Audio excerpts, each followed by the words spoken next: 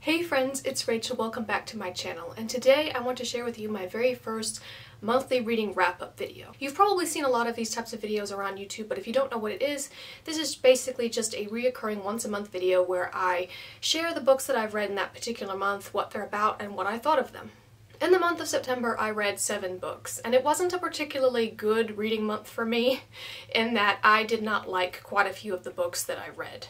I did read some of the books that I picked up in my bookstore video, so if you watched that, you will be familiar with some of them. So without further ado, let's get right into the video. I want to start off with a positive note, so the first book that we'll begin with is The Face of a Stranger by Anne Perry, and I will put the book somewhere up on the screen because the copy that I have, the dust jacket, is in pretty bad shape, so I don't have a physical cover to hold up for you. If you watched my historical mysteries video, then you will already be somewhat familiar with this book. This book is the first in the William Monk series, and it follows William Monk, who is a policeman. He has recently gotten into an accident in which he cannot remember who he is or how to do his job as a policeman. He is tasked with solving a particularly gruesome murder in which a young man from a wealthy family has been found bludgeoned to death in his apartment, and it's been weeks and there's no real leads. This case is still unsolved, and the family is pressuring the police to solve it. Overall, I enjoyed this book. It is a bit slow in the middle, but it does pick up at the end and things get really intense, which is exacerbated, obviously, by the fact that Monk cannot remember anything.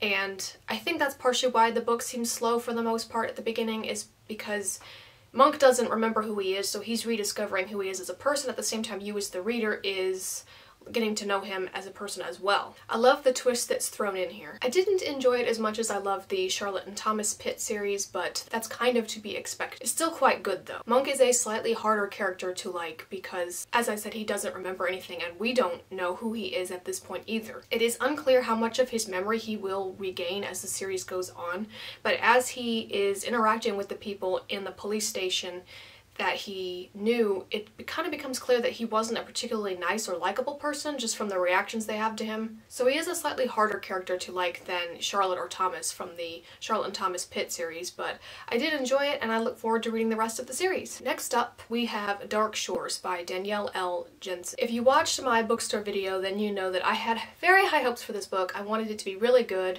I bought it because of the cover. It's beautiful. I have a weakness for stories about sailing ships and pirates. Unfortunately, there are no pirates in this book, and I have to say that the sailing ship doesn't really feature in this book very much either.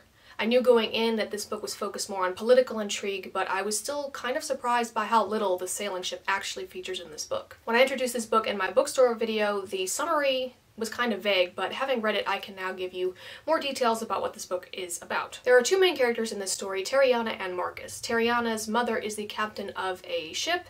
She and her people are seafaring merchants. They are from the West Continent where there are gods and magic, and they are currently traveling to the East Continent where there are no gods and no magic, and such worship is deemed paganism and it's outlawed. The Eastern Continent has been conquered completely by the Selendor Empire, and the other main character, Marcus, is the leader of a legion in that empire. The East Continent is not aware that the West Continent exists, and the gods of the West Continent want to keep it that way, so Tariana and the Marin people are not allowed to speak of the land where they come from whenever they visit the East Continent. Unfortunately, word does get out, and there is this senator in the empire who has recently come to power, and he now wants to turn his sights to the West Continent and conquer it. He captures Tariana's crew and basically holds her mother and most of the crew members hostage in order to get her to cooperate. She is paired with Marcus and his legion. She will be taking them to the West Continent to conquer it. And if she cooperates, her family will be released safely once they have achieved their goal. However, Tariana has no real intent to comply. She talks with her crew and they agree that she needs to spy on Marcus and try to learn his plans and sabotage the army if they can. That's where things went downhill for me for this book. I didn't like it, and the main reason for that is the characters. Marcus is made out to be this terrible person. He has done terrible things during his military career, during conquest for the Empire. But this book also then tries to excuse what he did, and it doesn't really work. It doesn't come across as convincing, and I'm also not convinced that he's that great of a military leader either. Tariana is one of those irritating YA characters who has a plan and is working towards it, and then she just lays eyes on Marcus and forgets everything else. As I said, she's supposed to be spying on Marcus and trying to learn the army's plan. She talked with her aunt and the rest of her crew, and they agreed on this plan. Then she abandons this and decides to sleep with Marcus, and she's not even doing it as a seduction, trickery, try to learn his plans through manipulation way. She literally is doing it because she thinks she's in love with him, and they have no chemistry whatsoever. I knew that there kind of might be romance in this book from some of the reviews, but I was over halfway through it and I thought, well, there's no hint of romance at all, and I'm kind of glad. I don't want the romance in here because it will not fit. I cannot ship these two characters, and then they look at each other and, you know, stuff goes on from there, and suddenly they're madly in love, and Marcus is really solicitous of Tariana, but they're enemies. They're supposed to be enemies. Marcus and his men are trying to invade Tariana's homeland and conquer her people. She in no way should be trying to help him. She's supposed to be opposing the army, but then she actually ends up helping them. I don't buy it for 1 second. The characters are not compatible. I hate the romance in this book, and nothing is really resolved in this first book either because it is part of a series, so it is what it is. I won't be continuing it, and I'm very disappointed. But honestly, not surprised because this is a YA book, and YA has been disappointing me quite frequently. Next up we have The Light of Luna Park by Addison Armstrong. This is a dual timeline historical fiction book. The first timeline takes place in the 1920s and follows a nurse named Althea Anderson who is frustrated because she works in obstetrics and all of the premature babies that she's helping to deliver end up dying most of the time because there are no incubators to save them. She learns about a program on Luna Park, Coney Island, that has incubators that is working to save babies' lives, but the doctors don't want them to be used, and they discourage the parents from taking their children there because it's on Coney Island and they view it as nothing more than a freak show. So Althea has to decide whether she wants to keep her job or risk going against the doctor's wishes, possibly saving a baby's life and possibly losing her job.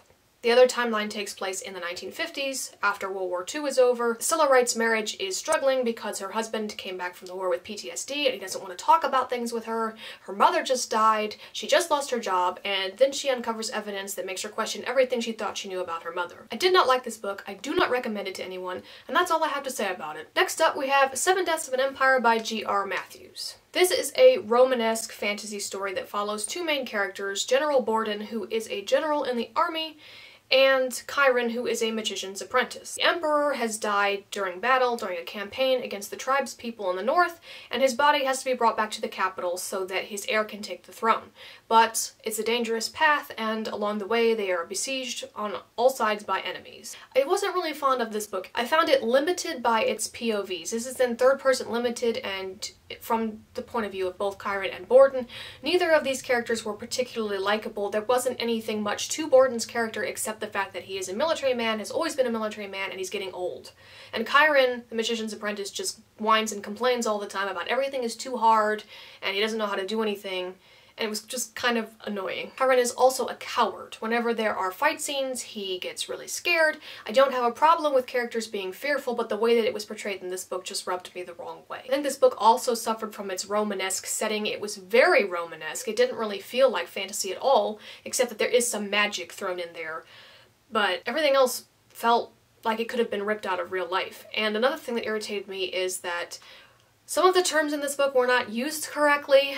Legion is used to refer to a single person instead of a body of troops, and that irritates me a little bit. I don't know why you'd choose to do that, because we already have these words in our world that mean something and make sense, and now in this story they don't mean those things anymore. This book also suffers from passive voice. There's a lot of was and were, and I didn't notice it at first, but then once I did notice it, I couldn't stop noticing it. The battle scenes are kind of boring instead of frightening or intense, because a lot of the times they're written from the point of view of a character who is watching it happen rather than actively participating. Chiron may be in the thick of the fighting, but he's not actually doing any of the fighting because he is afraid and basically sucks at being a magician. Magic system also in this book is very disappointing. It's very hard to picture, it's not exciting, it's not flashy. Basically, the magicians weave motes together that they draw from everything living around them, and they can form it into a net or a shield or something like that, but only the magicians themselves can see the magic, and it's just not very thrilling. I thought the ending of this book was very disappointing. I can't really get into why without going into spoilers, but even though the ending of this book did pick up and it did get exciting a little bit, it ultimately was disappointing because it didn't come to anything. It didn't make up for the 400 pages that you had to read to get to that point. And lastly, this is marketed as a grimdark. I've never read a grimdark before, but I didn't find the violence to be all that disturbing or gratuitous at all. In fact, it kind of read unrealistic. Like, I don't know if it would be unrealistic or if that's actually how that would happen, because I've never been in war before, but it just didn't feel very grimdark to me, even though I've never read one. But I've had other people say that, and they have read Grimdark before, so this is the first book in a series. I didn't know that going in. I kind of thought that it would wrap up at the end, and it didn't, so ultimately it's just kind of underwhelming, and I won't be continuing with this series either. Next we have Triple Jeopardy by Anne Perry. This is the second book in the Danielle Pitt series, which I talk about in my historical mysteries video, so I will direct you there if you want to know what the series is about. I'm not going to say what this book is about because it's the second book in the series and I don't want to have any potential spoilers. So I recommend the first book in the series, which is 21 Days. The series follows Danielle Pitt, who is a young lawyer, and he is struggling to make his way. He has to defend clients, whether they're guilty or not. His job is to defend them, and that can be hard sometimes. And he ends up playing detective and trying to find out the truth so that he can defend his client more effectively or satisfy himself as to whether they're guilty or not. This book was slower than 21 Days, but I still did enjoy it. It felt like the characters were going over the same information again and again and just having the same conversations and not really getting anywhere. Oftentimes detective fiction can come across like this because you don't have the benefit of modern forensics. It's harder to prove someone's guilt, so it's done through legwork and repetition and going back to the same people that you had questioned before and re-questioning them to see if they change their answers or give away something that they didn't before. So that's to be expected, but this one felt a little flat because they were just asking the same questions over and over again. I still enjoyed it. I am told that the next two books in this series get much better, so I'm looking forward to those. I am fully confident that I will enjoy the rest of the series. With mystery series like this, there are going to be books that you enjoy more than others, and this one was one that I enjoyed a little bit less, but it's still well written. I love the characters, I love the emotion, I love the stakes, and I will be fully continuing with the series, and I still recommend it. Now we come to The Thursday Murder Club by Richard Osman. This is a story about a group of people who live in a retirement home who come together to try to solve a murder. The premise of this book sounded quirky and unlike most detective fiction that I've read, so that's what drew me to it initially. I did not like the writing style at all. It's in third-person present tense, and the chapters are really short.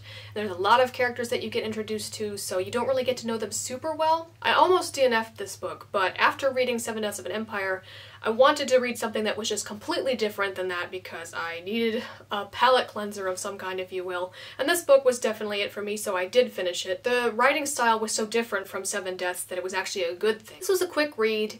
It was likable enough. One thing that I do want to mention though is that a lot of people talk about how funny this book is, and it was amusing, but it was actually surprisingly dark as well. I mean, you're talking about murder, obviously it's in the title, but I was surprised by just how dark this book was. I did find the humorous bits in this book to be funny, but I did expect it to also be funnier than it was. And for me, at the end of the day, the darkness in this book does outweigh the humor. I don't know if that's what the author intended, but for me, that's what the result was. This book tackles subjects like mental health and suicide, and I know that there are some people who don't want to read that, and I don't blame you.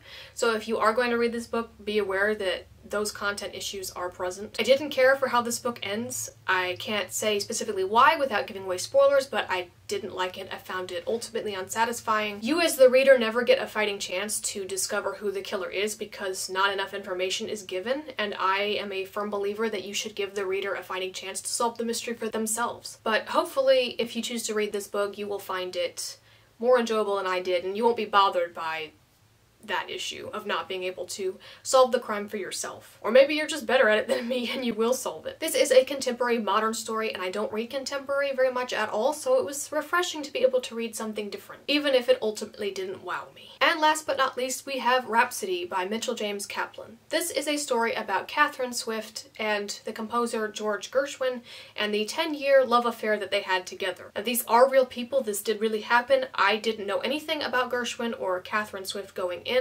so it was interesting to learn about that. I don't often read stories about affairs because I don't like to read graphic content of that nature, but I do want to expand my horizons, and I wanted to read a story about a relationship that wasn't happy, and that's definitely what this book is about. The relationship isn't happy, the characters aren't happy, they're quite miserable people actually, and it was interesting to see a marriage, a relationship portrayed that isn't happy, because most of the stories I feel like, that I read anyway, all the relationships are happy, they end well, and all of the relationships that I write are that way as well, but that will be changing soon, so it was nice to read something different. Despite the fact that this book is about Gershwin and Catherine Swift's affair, they don't actually meet each other until page 114 if I remember correctly. So everything up until that point is backstory about Catherine's life, and it explains to you how she got to where she is now. I do appreciate how the affair was handled in this book. It's not really graphic at all, and I have no complaints with that. I think it was done very well, actually. It was subtle, it's not graphic, it's just done with class, I suppose. The first chapter in this book was kind of confusing and slow, but after you get past that, things start picking up, and then when you finish the book, you realize what exactly was happening in that first chapter, and it all makes sense. But at the beginning, it was a little bit strange. I think you might find this book a bit confusing if you're not a music buff. I know nothing about music other than what I like listening to and what I don't. I can't play musical instruments, I can't read music, so I was a bit lost with all the musical jargon in this book. Also, there is a lot of French and German terms and expressions thrown around that I don't know how to pronounce, and I don't know what they mean, so that was a little bit confusing as well. Ultimately, this is a sad book because Gershwin dies at the end of a brain tumor, and that's not a spoiler because it tells you that on the cover. It was hard to sympathize with the people in this book because they're all really selfish and they have rich people problems. And by that, I mean, well, I felt bad for Catherine at first because her husband is a cheater, and that sucks no matter how rich you are or not. But everything that happens from there on is hard to sympathize with. It makes it hard to like these people. Catherine chose to put her own desires above everybody else, and she neglected her children, and her one daughter in particular was very hurt and angered by that fact, and I actually felt most sorry for her out of everybody in this book. But that's not the fault of this book or the writing, it's just the real-life people that were involved. They really were like that, I guess. As I said, I know nothing about Gershwin or Catherine Swift other than what I've read in this book, so I'm trusting that it's accurate. The historical note at the back states that the author changed the timeline of some things, like some things happened sooner in this book than they did in real life, but I don't mind that so much because the point for me ultimately is that those events did happen. He didn't make them up. So overall, this was a nice foray into the 1920s, and it was an interesting portrayal of an unhappy relationship and the affair that spawned from that, and it really did happen. These were real people that I knew next to nothing about, so it's very interesting. So that is it. Those are all the books that I read this month. Thank you for watching this video. If you enjoyed, feel free to leave a like, comment, and subscribe so you don't miss out on any future content. I upload every week. Thank you all for watching, and I will see you in the next video. Bye!